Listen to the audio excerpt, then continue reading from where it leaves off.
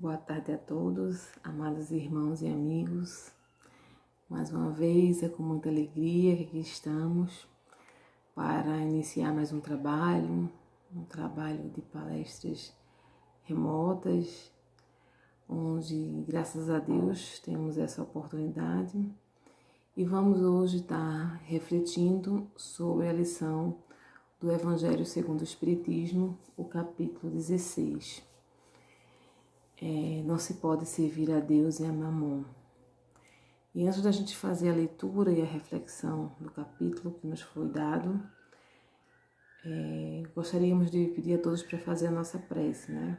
Nossa prece de início, que é como de costume, sempre antes de começar um trabalho, fazer uma prece a Deus e a Jesus, né? Então, convido a todos para neste momento fechar os nossos olhos, elevar o nosso pensamento a Deus, Pai maior, Pai de infinita bondade, e orarmos. Senhor Deus, Pai de infinita bondade, neste momento, Senhor, suplicamos a vossa assistência amiga e amorosa a todos nós que aqui nos encontramos, encarnados, desencarnados. Ó Pai amado, sabemos quão grande é a Tua misericórdia sobre todos nós. Nos ajuda a passar diante de todas as provações que temos. Nos dá esperança, nos dá luz, cura as nossas feridas, ameniza nossas dores, Senhor. Que Tu possas, Pai amado, nesta tarde, derramar mais uma vez as Tuas bênçãos, suavizando todos os nossos conflitos interiores. Nos ajuda também a poder entender e compreender os ensinamentos passados pelo nosso amigo Jesus. Que Tu possas, Pai amado, abençoar todos nós, esse planeta, esse país, a todos nós, Senhor, que possamos ter esse momento de reflexão e que na certeza, Pai, de que estás sempre conosco em todos os momentos de nossas vidas, é que assim vamos passar para a leitura e a reflexão na lição da tarde de hoje, abençoados e agraciados com a Tua paz e com a Tua harmonia. Que assim seja. Então, meus irmãos, como eu falei, hoje nós vamos estar trabalhando a lição, do Evangelho segundo o Espiritismo, o capítulo 16, não se pode servir a Deus e a Mamon, no item 1 e 2, que se intitula Salvação dos Ricos. Então, eu vou fazer a leitura, é uma leitura pequena, para que a gente possa poder fazer um comentário e compreender. Ninguém pode servir a dois senhores, porque ou odiará um e amará o outro, ou se afeiçoará a um e desprezará o outro. Não se pode servir ao mesmo tempo a Deus e a Mamon. Isso está em Lucas 16, versículo 13. E continuando, diz assim: Então um jovem se aproximou dele e disse: Bom mestre, o que é preciso que eu faça para adquirir a vida eterna? Jesus lhe respondeu: Por que me chamais bom? Só Deus é bom. Se quereis entrar na vida eterna, guarda os mandamentos. O jovem pergunta: Quais mandamentos? Disse Jesus: Não matareis, não cometereis adultério, não furtareis, não direis falso testemunho. Honrai a vosso pai e a vossa mãe, e amará o vosso próximo como a vós mesmo. O jovem lhe respondeu: Tenho guardado todos estes mandamentos desde a minha juventude. O que me falta ainda? Jesus disse: Se quereis ser perfeito, ide, vendei o que tendes, e dai aos pobres, e tereis um tesouro no céu. Depois vinde e me segue. O jovem, ouvindo essas palavras, foi-se embora muito triste, porque tinha grandes bens. E Jesus disse aos seus discípulos: em verdade vos digo que é bem difícil que um rico entre no reino dos céus. Digo-vos ainda uma vez: é mais fácil um camelo passar pelo buraco de uma agulha do que um rico entrar no reino dos céus. O que Jesus está querendo nos alertar já há muito, há mais de 2000 anos, sobre a questão a servir a Deus e a Mamon. Mamon é uma palavra de origem hebraica que se intitula dinheiro, riqueza, poder de bens materiais. Por que não se pode servir a Deus e a Mamon? Servir a Deus e o dinheiro, Porque a posse de bens materiais nos aprisiona a um momento que muitas vezes não nos percebemos de como a gente fica acorrentado a esse poder material, que é o dinheiro.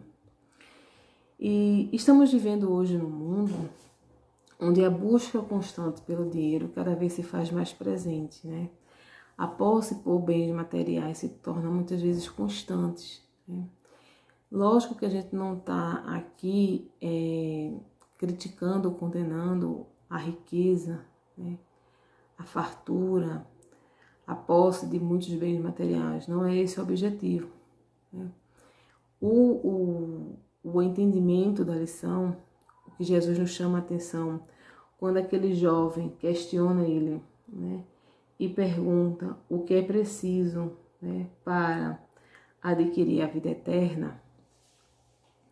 E Jesus, sabedor de tudo, e principalmente do nosso íntimo, ele vai de primeiramente mostrar os mandamentos, que os mandamentos nada mais são a lei de Deus. Se a gente consegue cumprir direitinho isso, a gente já está a um passo de conseguir a vida eterna, a paz espiritual que tanto buscamos. Mas Jesus sabia que esse jovem, ele tinha um grande apego à matéria, à sua riqueza, à sua fartura. E ele inquire novamente Jesus, e aí Jesus dá aquela resposta, Ide, vende o que tem, dá aos pobres e me segue. Por quê? Porque para a gente conseguir servir a Deus, a gente precisa estar despido dessa corrente de riqueza, de dinheiro. A gente sabe que o dinheiro ele tem uma utilidade aqui em nossas vidas. O dinheiro ele ajuda na ciência, ajuda na educação, ajuda a descobertas de remédios, de tecnologia, de tanta coisa. Foi através de investimentos financeiros que a gente consegue ter essa tecnologia de agora. A gente está em casa e conseguindo assistir uma palestra que foi gravada dias, até às vezes meses antes, E aí a gente programa e coloca para que hoje a gente possa assistir. Então, é o avanço tecnológico que possibilita tantas coisas, Tantas máquinas, tantos remédios que foram descobertos, para a cura de determinadas doenças. Então, o dinheiro, ele tem sua utilidade. A diferença é entre ter dinheiro e ser possuído pelo dinheiro. Porque ter dinheiro é uma condição que a gente tem que refletir no sentido de que somos apenas depositários ou administradores daquela condição momentaneamente. Por quê? Porque hoje em dia a gente já tem conhecimento que estamos no mundo passando por alguma provação mas lá na frente nós iremos retornar ao nosso verdadeiro mundo, que é o mundo espiritual.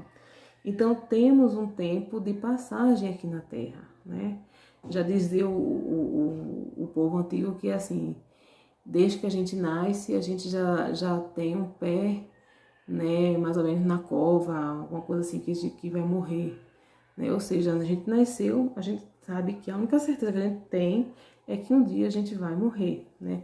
Como a gente desenvolve o nosso viver aqui na Terra, né? São construções diárias. Mas, assim, a vida, né? Ela tem um significado, ela tem um objetivo, né? E o tempo desse nosso viver é a condição que nós temos de poder aprender, de poder refletir, de poder melhorar. Dito isso, o que a gente quer refletir? Que o dinheiro ou, né, a riqueza e a pobreza são condições que nos é dada para aprovação. E aí eu procurei no Livro dos Espíritos, que tem justamente na pergunta 814 isso, né? Porque Deus a uns concede a riqueza e a outros a miséria, né? Ou a pobreza. Aí a resposta do Espírito da Verdade, para experimentá-los de modos diferentes. Além disso, como sabeis, essas provas foram escolhidas pelos próprios Espíritos, que nelas, entretanto, sucumbem com frequência. Ou seja, é nos dando a aprovação, tanto da riqueza como da pobreza, para que a gente passe por provações, para ver como a gente consegue, né, se desenvolver com elas. E se a gente tem consciência que somos meros administradores, que hoje nós temos uma linda casa, nós temos uma mansão, temos coisas riquíssimas, belíssimas, mas a gente sabe que quando chegar o momento da nossa partida, tudo isso fica aqui na Terra, nada vai com a gente, né? Então, se a gente concentra a nossa vida em adquirir só bens, só coisas materiais, e não nos propomos a também enriquecer o nosso espírito de conhecimentos e boas obras, a gente está muitas vezes perdendo a oportunidade de aprender, né? De melhorar e de se refletir. Né? Porque, como eu falei, a gente vive às vezes num mundo onde a busca constante por bens materiais são coisas corriqueiras hoje até normal. E isso não é ruim, né? Isso não é ruim. Você trabalhar, você se esforçar, você conseguir ter aquela casa dos sonhos, aquele carro, né? Aquela casa na praia, isso não é ruim, né? São condições que a gente possa estabelecer a nós mesmos. O que Jesus está querendo mostrar a esse jovem, quando ele pergunta a ele como adquirir a vida eterna e, de uma certa forma, a nós mesmos hoje, é que a posse, o apego a bens materiais dificulta a gente entender os reais valores que isso deve representar em nossas vidas, né? Porque administrar uma riqueza não é fácil, né? Principalmente quando a gente muitas vezes fica, né, inebriado, né, pelo poder que o dinheiro nos dá, né? De comprar basicamente tudo de material, né? De se transpor, né, de uma forma rápida, né? Isso vai de bens, isso vai de comida. Inclusive, tem até um comentário num dos textos que a gente estava fazendo uma leitura, dizendo assim que quantos de nós, né, se fôssemos repentinamente pegos da noite para o dia e nos tornássemos ricos, como seria o nosso desenvolver, né? Como seria o nosso hábito diante disso? Será que a gente iria comprometer a nossa saúde, né? Comendo tudo, se fartando de tudo, sem se preocupar com o depois, com o nosso interior?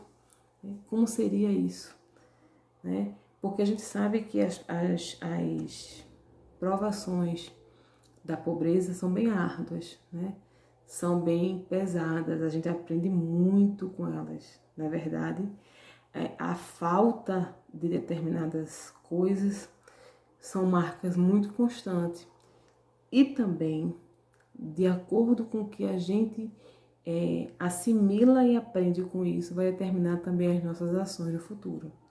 Tem pessoas que são muito ranzinzas, né? Muito duras, porque sofreram muito na na sua infância, né, de provações, e aí quando consegue, né, se desenvolver, né, e conseguir algo, né, que não se existia, então ela se sente muito dura, muito ranzinza. Então, assim, será que a gente aprendeu com isso? Né? A leitura e a reflexão é o que a gente está fazendo de acordo com o conhecimento que nos é dado, na reflexão que muitas vezes fazemos, nas leituras edificantes, né, com as nossas vidas. E quando Jesus, né, diz, né, no final da leitura que é bem difícil que um rico entre no reino dos céus, né, ele está querendo dizer que dificilmente os ricos conseguem, né, conquistar o reino dos céus, porque eles não conseguem ter a paz interior. Porque a busca constante sempre de ter mais, adquirir mais e mais, é uma forma desenfreada dele, então eles não conseguem ter paz interior. Né?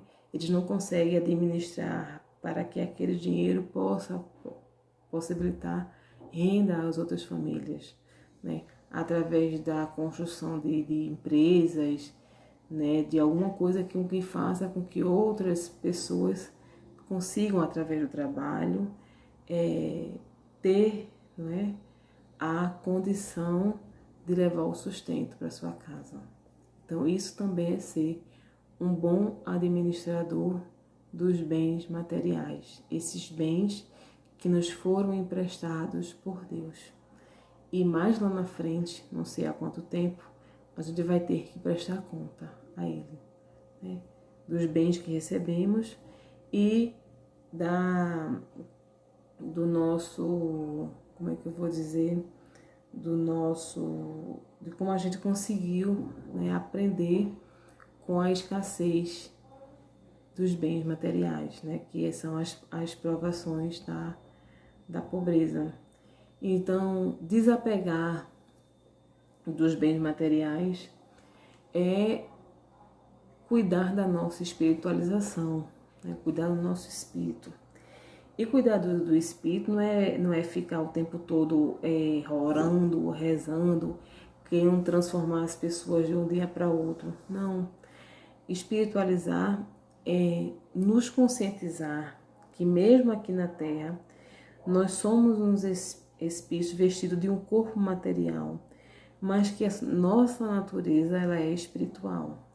E que viemos aqui e um dia retornaremos para lá. Né? Isso é uma moeda que não cabe no nosso bolso, né? Porque a gente está aqui e daqui a algum tempo vamos ter que voltar para lá. Então, quando a gente tem essa consciência, essa espiritualização de que estamos aqui de passagem, que a riqueza e a pobreza são provações que nos é dada para aprendermos tanto com uma quanto com a outra, né? E que Jesus, né, nos alerta sobre isso. Porque quantas pessoas depois estão a chorar, né, no vale de lágrimas, porque não tinha esse conhecimento, não conseguiu, né, se melhorar nesse conceito. E aí volto a dizer, a nossa reflexão hoje não é criticando quem está em busca, né, das suas conquistas de bens materiais, de adquirir bens, de adquirir casas, carros, carro de praia. Não estamos falando sobre isso. Nós estamos falando das pessoas que Jesus nos referiu no Evangelho, aquelas pessoas que são altamente apegadas a bens materiais e acham que tudo se resume a isso. Né? Tudo se resume ao dinheiro, aos bens. E tudo não se resume a isso. A riqueza ela tem uma utilidade, da mesma forma que a pobreza também tem uma utilidade. Quantas pessoas nascem num ambiente extremamente pobre, extremamente às vezes miserável, e passam por determinadas provações, conseguem, né, se desenvolver intelectualmente, consegue posições, cargos, né, elevados e consegue mudar a sua vida financeira, né, materialmente falando, e pega essa lição do que passou e emprega para ajudar outras pessoas, né, refazer toda uma estrutura familiar. Né? Então, são provações, né? Iniciamos com uma e estamos em outra, né? E vice-versa. Quantos nascem, né, com a posse infinita de bens materiais e com o desenrolar do tempo perdemos, né, por algum motivo e estamos numa outra posição. E quantas pessoas blasfemam e criticam a Deus por isso, né? Quantas pessoas também não aceitam a pobreza e reclamam, não é? E maldizem de Deus como se ele fosse um pai ruim e injusto. E sabemos que nada disso Deus é, né, por todos nós. Então, a gente conclui que a lição nos convida, né, a meditarmos sobre onde está o nosso coração, vai estar o nosso tesouro, já disse Jesus, e que a gente possa colocar em nossos corações tesouros, riquezas, onde ninguém possa tirar nem roubar, porque é uma coisa tão íntima, tão interior, que ninguém tira nem toma da gente. E ser ricos em Jesus é fazer o bem, onde, quando e com quem quer que seja. É empregar todos os nossos recursos para fazer o bem, para ajudar primeiramente a nós como aos outros. Por que primeiramente a nós? Porque à medida que a gente faz para o outro, a gente está primeiramente fazendo involuntariamente para todos nós. Então essa foi a lição da tarde de hoje, que possamos ler, refletir o capítulo 16 do Evangelho e vamos agradecer a Deus pela oportunidade, pela sintonia, pela ajuda, pelas bênçãos que recebemos nessa tarde. Obrigada, meu Deus, obrigada, Jesus, por tudo, pelo teu amparo, pela tua luz, pela tua ajuda. Obrigada, Senhor, por estar presente em nossas vidas e em nossos corações, por nos guiar e nos sustentar nos momentos mais difíceis das nossas vidas. Obrigada por esta casa que nos abriga e nos acolhe, pela equipe espiritual que nos ajuda sempre. Muito obrigada. Que em teu nome, Senhor, em nome de Deus, de toda a equipe espiritual da casa, nós encerramos o trabalho da tarde de hoje na tua santa e doce paz. Que assim seja.